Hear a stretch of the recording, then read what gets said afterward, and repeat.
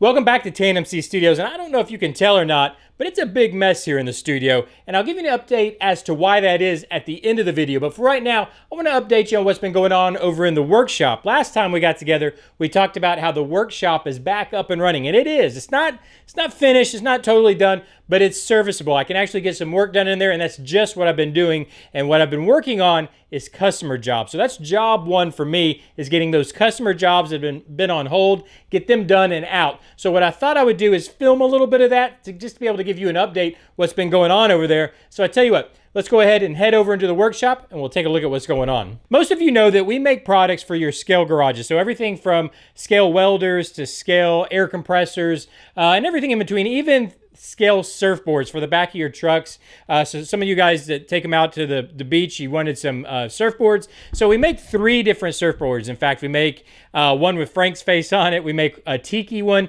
And then we also make one that's specific to Highway 1 RC. They had a truck that they specifically wanted a surfboard for. So we developed a Highway 1 RC surfboard, and I had a customer that actually ordered all 3 of those surfboards. So what I thought we'd do is take a look at the manufacturing of one of those surfboards. So basically I had 2 in stock. I needed to make the Highway 1 RC. So I kind of documented that process of how I go from start to finish as far as making one of these surfboards, which could be any 3D printed product. This is the process that we use. So I thought I'd document that and kind of walk y'all through the process along the way. So the first thing we have to do, of course, is print out a blank, or print out that blank shape that we're going to be using to make this surfboard. Now, I already had the design for this. I had the file already created to print from, so it was easy enough to just print it out. And I've already started sanding it a little bit because these 3D prints, especially off of my machine, come out a little bit rough. So I use some just heavy grit sandpaper and really kind of shape it down to that rough shape to start with. Once I've got it sanded down to where I like, I'm going to give the whole thing a coat of glazing putty. And I go heavy with this because this stuff sands back very easily. In fact, I use Dolphin glaze. I definitely recommend using Dolphin glaze. You can use the Bondo spot putty, stuff like that. But Dolphin glaze, it's a little pricier, but it sands so much easier. It's just a far better product, and you can see how it even self-levels itself. So you just give it a nice heavy coat, and then we're gonna go and sand that back. But before we do, I wanted to show you guys something that I slapped together for the new workshop. Basically, I went and got a box fan and a MERV 13 filter. Box tape that MERV 13 filter to the box fan to catch a lot of the dust that comes off from the sanding. So when we sand these body fillers, it creates a lot of dust in the air. And we wear a mask, but I'd like to catch some of that out of the air. And I'd seen some other guys do this trick of using an air filter and a box fan. So I thought I'd give it a try. Now, if you're not familiar, these filters are rated on a MERV scale.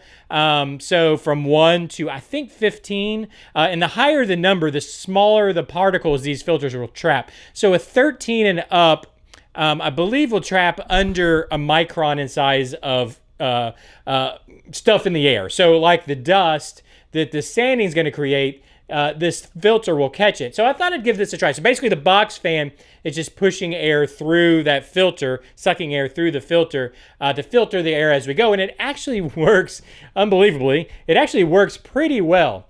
So I wanted to point it out to you guys. I don't know if it's something y'all thought about doing. And what I'm actually thinking about doing is fine-tuning this. So actually building a box with probably a couple filters and a better fan, something I could hang from the ceiling. So that's something I might do. Actually, it's something I am going to do. It's probably something I'll document in a video and let you guys know how it works. But I wanted to point that out, that I do have this box fan running while I do the sanding, and it actually works pretty well. Might be something maybe you can try out in your own shop. With the fan running and my mask on, I go ahead and start sanding with some 220 grit paper. I usually use about 220 grit for this because we're just kind of roughing it down to shape. Starting on one side, so I had laid the glaze on one side, then I sand it down nice and smooth till I got it where I want it.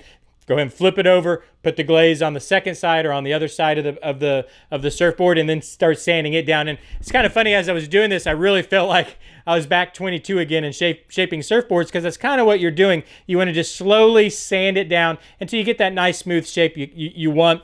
And then we can go and use some heavy coats. And when I say it, I mean use some heavy coats of filler primer. So I give it a full heavy coat, let it dry up completely, then I'll give it another heavy coat, and I'll do it 2 or 3 times. And what these real heavy coats of filler primer going to do is fill in all those imperfections from the sanding, from the sandpaper and any other little imperfections in the spot putty. And don't even worry, I don't even really worry about it dripping. I try not to let it drip, the primer that is. But if it does drip or run, don't worry about it too much, because we're going to wet sand all this back.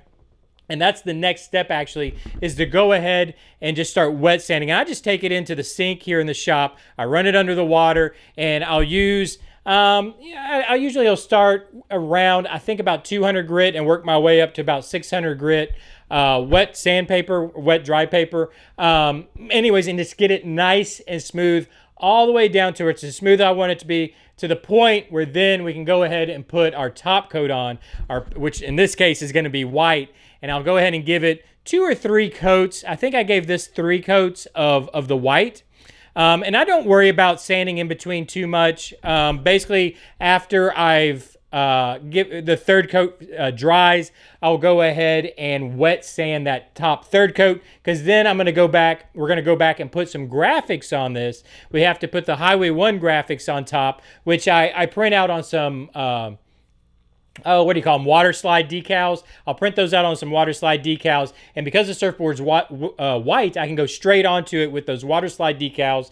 And then, like I said, I don't worry about sanding the white too much, because now I'm going to coat it in clear. And then now that's where I'll put my clear coats on, sand it, clear coat, sand it, clear coat, and get that nice gloss finish on top of the graphics that we apply. And if you take your time and do all the steps, you can really come out with a very good finish on a 3D printed product. So anything 3D printed, I know everybody thinks about 3D printing having all those layers and being very rough, but if you take your time and just kind of go through the process, hopefully you guys can see, it actually will make a very nice surface, very smooth, very nice surface. So if that's what you're after, just take your time, little elbow grease, you can get it done.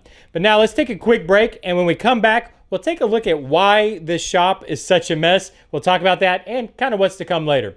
See you in a second. Welcome back, and thanks for sticking around. I really do appreciate it. Now, I wanted to talk to you guys about the mess that's here in Studio B. You probably can't see it that well. In fact, let me scoot over. I'll try to put some pictures up here so you can see just how bad a mess this is. And I wanted to just talk to you guys about why it's such a mess here, because it's part of the reason why videos are a bit sporadic on the channel. So just to get to it, out there is a garage that we're turning into what we're calling Studio A. And in that studio, we have plans of doing what I consider some pretty big projects, some big endeavors. Most of you know that we're going to be filming a series out there, what I'm calling a cinematic run series. Basically, it's an apocalyptic style series, video series, that's very big. So it's all set to scale, of course, with RC trucks, but it's huge. We're building an entire city out there in the garage, or will be. And all of that takes a lot of funding. It takes more money than I was expecting. So the reason it is such a mess in here is that I'm turning my 40-year-long, we'll call it a comic book habit, into a money-making endeavor to fund this project that we're looking to do outside. Going to use it to fund CCG 2084. That's the idea. So I have my patrons and I have my channel subscribers, and I really appreciate you guys. And y'all really do kind of make the day-to-day happen here.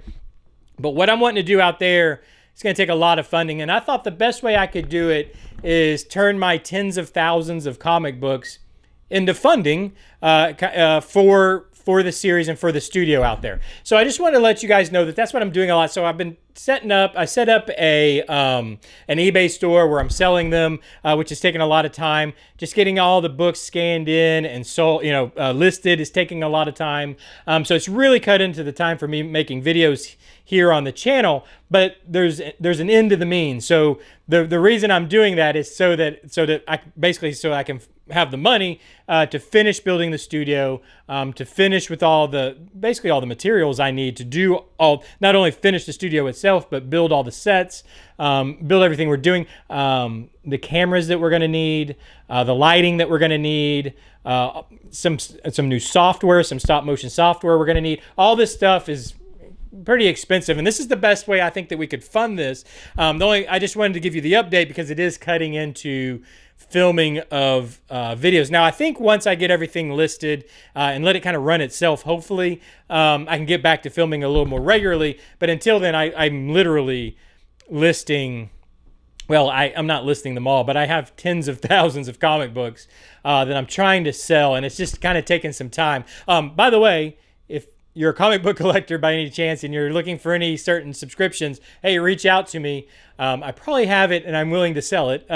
Just reach out to me. Also, if you are interested, long run comics over at on eBay. I'll try to remember to leave a link down in the bottom. If you're into comic books and maybe you want to help try to fund this, or if there's actually books that you're looking for, go check it out. But anyways, I wanted to give you the update on that, and also update on the studio itself. So today is I'm filming this on Thursday. Saturday, I'm going to be getting in all the drywall. So we're going to start closing in. So we're getting close. So by selling off comic books, I'm able to start being able to afford some of these things, and we're getting close to being able to finish off the studio. What that means is once we get the studio closed in, once I get it closed in, the electrical's done, closed up, and some AC out there, we're going into, and we're not going into, we're in the summer in Southeast Texas. It's pretty hot out there, so I need to get an AC out there. Not necessarily even just for me, but for the equipment and everything else going in there. I need it to be climate controlled, especially in the humid South down here. We got to more condition the air than necessarily cool it. So once that happens, which we're very close, I can actually get out there, bring cameras out there, and we can start working on building that city, which I'm going to document all that. Just like I was before, we'll be documenting all that, and that'll give you guys insight on that being built. So stay tuned to the channel. And of course, I also appreciate you just tuning into this update. I appreciate you guys being patient with the channel while we kind of go through this period. I don't know, it's kind of a little bit of a dead period in the channel just because of what we're having to do, because of the big plans and where we're trying to go. So I appreciate you guys being patient, especially my patrons, especially my channel subscribers. Thank you for being patient with me. My customers out there that the stuff been 3D printed for, it's coming your way. It's coming your way now, actually. So thank you for that. That support is great also. But of course, just thank you for watching the videos. Hit that like button and leave me some comments down below.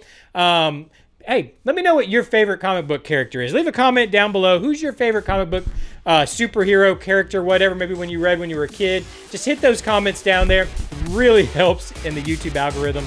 Hit that like button. Subscribe if you want to keep up. And I'll see you next time. Bye-bye.